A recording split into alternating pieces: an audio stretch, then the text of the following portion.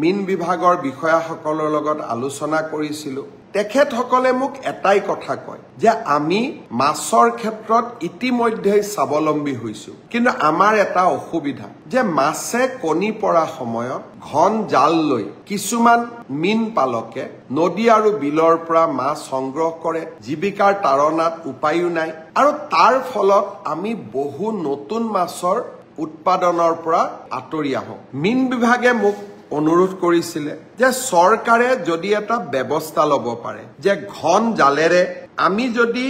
মাছ